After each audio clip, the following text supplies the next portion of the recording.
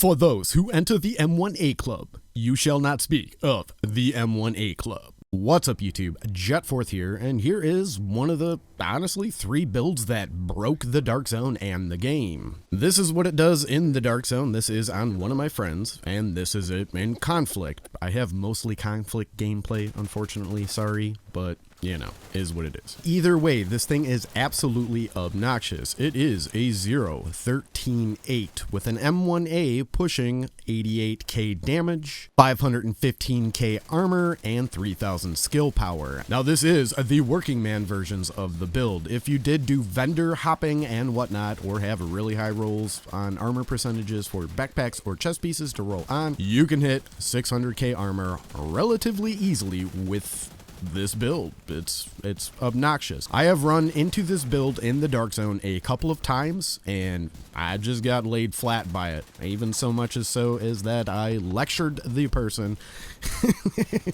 who used it against me in the Dark Zone. Live on stream. I believe it's still on Twitch if you actually want to see it. I did absolutely snapshot his build and I will show the original picture of it at the end of the video. Now, I do not know where this build actually originated from. It may actually be the M1A club and we're not allowed to speak about it, but I tried to find out. I sent some images out to some other content creators and nobody knows where it came from.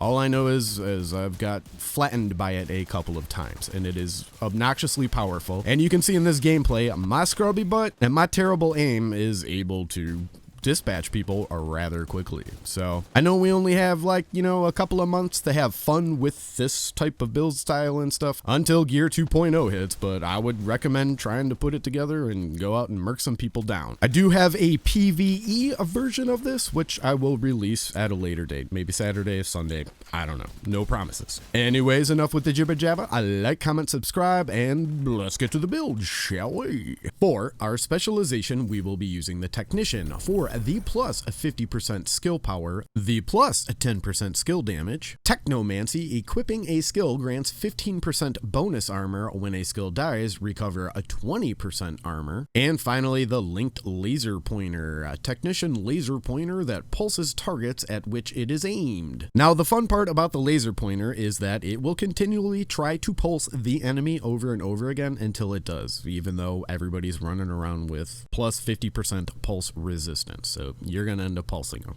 Weapons. For our primary, we will be using a classic M1A because of the amount of damage that rolls on these sons of motherless goats. For the talent that I am using, because of my amazing aim, I am using Lucky Shot. Magazine capacity is increased by 20%. Missed shots from cover have a 100% chance to return to the magazine. Now, for those of you who do know how to aim, you are going to want to use Optimist here. Weapon damage is increased by plus 3% for every 10% ammo missing from the magazine. Optimize, a plus 15% weapon handling. It's either this or I would put Allegro here, depending on how your RNG works. And then stop, drop, and roll. While equipped, rolling removes burning, bleed, and poison status effects can occur once every 60 seconds. This is actually important to have here because we have a very low hazard protection. 20%, that is all. For our secondary weapon, we will be using the Pestilence. For Outcast Resilience. While holstered, gain 20% bonus armor for 5 seconds whenever you are affected by blind, bleed, or burning. So, since our hazard protection is so low, you combine this with stop, drop, and roll, you gain that 20% bonus armor, and then you roll out of blind, bleed, or burning. Mainly bleed, because, well, let's be honest, Dark Zone, conflict stuff. And finally, the sidearm, which I am using a D50. You can honestly use whatever you want on here. You're just going to want to have a recharged while equipped, skills deployed at full armor, have plus 25% duration, charges, and ammo for our Stinger Hive. And that's it for weapons. Alrighty, on to armor. A quick public service announcement about all the rolls that are on everything on here. I got them all from farming Alp Summit and Eraldi Holdings. And also the 2 skill power rolls on here for the mask and the holster are rather high, but running 8 yellow, you can make up a lot of ground with all the mods. I'm just stacking into bleed damage and explosive damage and stuff, so If you are suffering to get rolls like these, farm Alps and Araldi. Or, like I said, you can make up with these rolls with mods very, very easily. I could push this to like 3,500 skill power, but we only need 3,000. All right, I'm shutting up. Blah, blah, blah, blah, blah. For the mask, I am using a Dead Stick Protection Overlord Armaments. For the plus 10% rifle damage, we are using another piece of Overlords for the plus 7.5% total armor. Attributes, 12,912 health and 558 skill power. Taliente's Spotter, plus 15% weapon damage to pulsed enemies. Again, combine this with the laser pointer and you are golden. Like I said, that laser pointer, it will continually try to pulse the enemy over and over again. Unaim, re-aim, re-aim, unaim, it will pulse them. It will definitely pulse them. Next up, we have the chest piece, which is an Alps Summit Armament Reinforced Utility Vest for the plus 20% skill haste. Attributes, plus 20.5% total armor. Again, that came from an Araldi, and plus 25,423 armor. For our I'm from Chicago, talents, okay? Get over it. Bloodsucker, depleting an enemy's armor adds a stack of plus 25% bonus armor for 10 seconds. Max stack is 6. Requires 11 or more. And for the mods on this wonderfully amazing piece, it's just 2 defensive, 1 utility, just stacking as much armor as I can, and bleed damage and granada damage. And a shout out to Big Tough Todd, or Tong One. I don't remember who dropped this for me. I think it was Big Tough Todd. Shout out to you guys. You guys are my boys. You're my boy, Blue. Next up, we have the holster, which we shall dub Hayden's Thigh Combo, which is the second piece of Overlord armament that is giving us the plus 7.5% total armor. Attributes, 816 skill power and plus 33% skill haste. Defensive mod, armor, lots of armor. Lots and lots and lots of armor. On to the backpack, which we will call the almighty Bighorn Pack Heliguard. Bighorn is important because it comes with 1 yellow and 1 blue. This wonderful piece comes with plus 5% total armor. We are using a second piece of Gila for the plus 20% hazard protection. Attributes, plus 14,639 armor, which blows monkey butts, plus 15% skill haste, and plus 14% total armor. This piece right here is where, if you got a really good roll on it and vendor rolls and all that shenanigans, it will push you to that 600k armor mark. Talents, tech support, kills by active skills and explosives grant plus 25% skill damage for 10 seconds, and harden, plus 15% armor. Now I'm sure you're thinking, DZ, tech support, wait, what? For the amount of damage and power we are putting out with our Seekers and our Hive, you will be pleasantly surprised at how often you actually activate this with, spoiler alert, our gloves, the BTSU gloves. Now, for these BTSU gloves, if you are a new player or whatever stuff, I made 2 like 15 to 20 minute long videos on how these work, how to get them, this and that. I would suggest watching those because for now, I'm just going to say blah, blah, blah. These do a lot of stuff and things.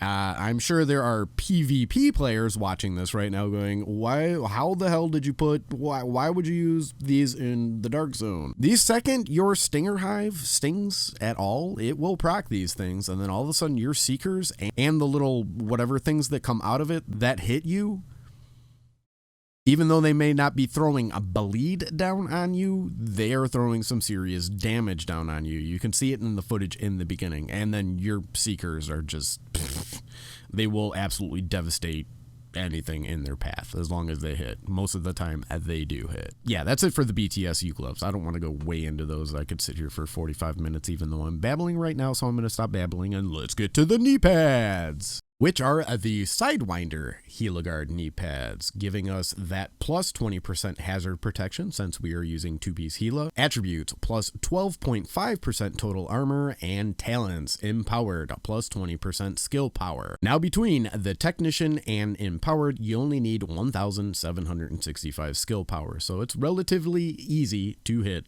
that 3000 cap. And for the mod slots, it is 2 defensive, and once again, I am just stacking as much armor as I can. Ladies and gentlemen, we are in the home stretch. For our skills, we are going to be using the Stinger Hive, which on my Stinger Hive for the drone slot, I am using plus 92.4% damage. For the launch slot, it is 92.8% charges, and system slot plus 90% radius. You can put whatever you want here, but man, that radius, you can just chuck that little bad boy down and it's gonna, yeah, it covers up a very large field on the map. And as I said, with the BTSU gloves, man, these stingers sting like no other. Even though with everybody in their 100% hazard protection, without the bleed damage, those stingers sting. Let me tell you, it will melt people down. For my second skill, I am using clusters. In the drive slot, I have a 197.1 skill haste, target slot plus 93% damage, and for the payload slot plus 90.7 damage. It's pretty straightforward. You just want these things to destroy everything in their path, which they do on this build. And that is pretty much it for the build. This is a 0, 13, 8, 88.3k M1A damage, 515.8k armor. Like I said, you can get this up to 600k armor relatively easily if you clan hopped or you just got good rolls and have better RNG than me. Health is 42.6k. Again, that's going to vary upon your RNG and the rolls that you have. Skill power 3000, which again isn't really that hard to hit because of the amount of mod slots we have. I'm just lucky enough from farming Alp Summit and Airweldy Holdings that I got the rolls that I did, and they came rather quickly, not gonna lie. Now I am throwing up. I'm throwing up. Now this is the image of the original build where I copied it from. Blatantly, I don't want to lie to any of you guys, but that's it. Pause it, whatever. I got as close to it as humanly possible, which I pretty much think I nailed it, except for how much armor this dude has. I'm gonna blur his name out because I don't know if he wants to be in the spotlight. He, well, it's a he, but yeah, this is a really nutty build. Now, I'm going to speak my mind for a minute or two as we scroll through all the stats and whatnot. I'm sure you guys heard me in the video mentioning a lot of people's names and stuff like that and calling different pieces of gear after people. And so I think it's important that me, the content creator that I am, if you want to call me that, is there's a lot of people behind the scenes that help me get this gear. And even the almighty, the dude who was for the backpack, he dropped that for me. Actually, I don't think he dropped me that specific backpack, but I was looking for a backpack with hardened and tech support on it for this build. And he put up one of those messages on the screen like, hey, what are you looking for, this and that? And then he was like, wait, you're Jet. Oh, dude. And then first time I played, he dropped it for me. So I wanted to say thank you definitely to that guy. And to all the scanners and my friends that helped me get this gear. Because even though I am disabled and I get to play all day, man, I have trash RNG. So, you know, people like Big Tough Todd, Zombie Pyro, El Nino, Tong Wong, and Freaky Jason Killer, and Hayden. Oh, it's Hayden, and all you guys. I just wanted to say publicly thank you for all the help that I get from you guys. And anybody else who has ever dropped me gear and build ideas, DJ Blizz, the Bearded Man, and everybody else, and sending me build ideas and this and that, man. You guys truly have changed my life. This whole YouTube business and all of you guys, subscribers and everything, has changed the way I perceive life and some of the stuff that I've been through in the past couple of years. So I just wanted to say thank you to all of you guys. Every single one of you guys. Y'all are incredibly important to me. And like I said in the previous video, we all like talking trash about this game. We take it too seriously and this and that. And deep down inside, I know all of us really love this game. And that is why we are so hard on it. That's why we get so frustrated and all this and that. So that's my piece. That's all I have to say. And yeah, I really hope you guys enjoy this build, or whoever originally created it. I honestly don't know. I looked and I couldn't find it. So it's obnoxious, and this is definitely one of the reasons why we are getting Gear 2.0, because shit like this shouldn't exist. But guys and gals, that is it for the old Jet Forth. I am done. Hit the old like button for me if you could. Subscribe. Oh, and leave a comment and let me know what you think, what you would change. I did want to kind of put on the ropes in here, but I was, maybe, I don't know, rolls, RNG, this and that. Yeah, I'm done. I'm shutting up, I swear. I'll do the PvE version of this very shortly here and whatnot, because it absolutely destroys in there as well.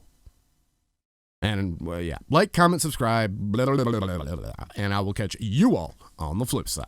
Peace!